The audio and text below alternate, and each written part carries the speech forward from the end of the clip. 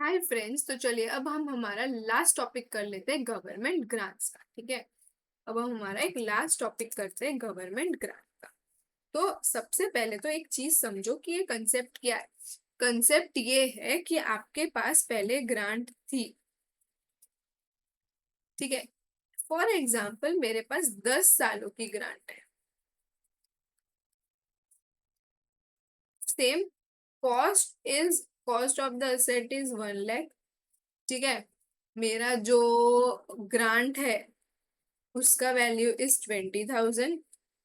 Okay, और एक condition है कि जब तक ये ग्रांट है 10 सालों तक आपको वो कंडीशन फुलफिल करनी पड़ेगी। बट अब हुआ क्या, आपने 1 साल फॉलो करी, 2 साल फॉलो करी, 3 साल फॉलो करी, 4 साल फॉलो करी, 5 साल, 6 ईयर से आपका ये जो कंडीशन है वो हो गया ब्रीच।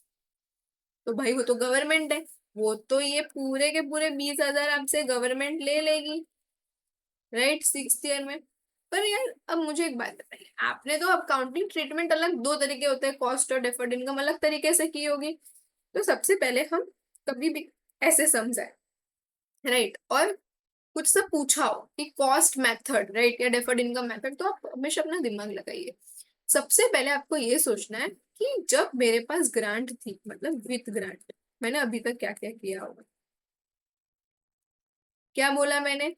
मैंने अभी तक विथ ग्रांट मतलब मेरे पास जब तक ग्रांट थी तो मैंने क्या क्या किया। फिर विदाउट ग्रांट मैंने क्या क्या किया, मतलब अगर ग्रांट होती ही नहीं तो बिल्कुल सिंपल था, कुछ करने की जरूरत ही नहीं है, राइट।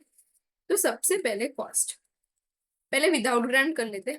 अगर मेरे पास ग्रांट नहीं होती तो 1 लाख माइनस एक्यूमुलेटेड डेप्रिसिएशन, 5 साल चले गए, राइट। तो 50,000, क्योंकि 10 साल का हमारा ये यूजफुल लाइफ है, तो आपका कैरिंग अमाउंट भी 50,000 होगा। हाँ, कैरिंग अमाउंट भी 50,000 होगा। अब ग्रांट है तो क्या सीन है, 1 लाख की ग्रांट है, सॉरी 1 लाख का कॉस्ट ऑफ असेट है, grant is of 20,000, my carrying amount is of 80,000। Friends, yes, my carrying amount is 80,000। यहां से डेप्रिसिएशन लगेगा, मतलब 80,000 डिवाइड बाई 10 into 5। तो मेरा अभी तक का एक्यूमुलेटेड डेप्रिसिएशन कितना, सिर्फ 40,000 चार्ज किया, और कैरिंग अमाउंट कितना, 40,000। मुझे एक बात बताइए, नॉर्मल सी बात बताइए, क्या लग क्या रहा है आपको कि ये क्या ग्रांट चली गई, मतलब अब ये अकाउंटिंग ट्रीटमेंट मेरे बैलेंस शीट में होनी चाहिए, ये वाली ग्रांट थी तो ये थी, है ना। थोड़ा सा अगर आप दिमाग लगाएंगे ना तो आपको पता चल रहा होगा कि मेरी कैरिंग अमाउंट 40,000 आ रही थी, आनी चाहिए थी 50,000। मतलब कि मेरी जो कैरिंग अमाउंट थी 40,000 तो रिकॉर्डेड है, पर मुझे कितना कर देना है अब उसको, 50,000। तो मुझे मेरा प्रॉपर्टी प्लांट एंड इक्विपमेंट 10,000 से बढ़ाना पड़ेगा। यस, मुझे मेरा प्रॉपर्टी प्लांट एंड इक्विपमेंट 10,000 से बढ़ाना। आई होप सो ये समझ में आया। ठीक है, अब डेप्रिसिएशन पे आते हैं। डेप्रिसिएशन टोटल कितना चार्ज करना चाहिए था, 40,000 का डेप्रिसिएशन ही चार्ज किया है।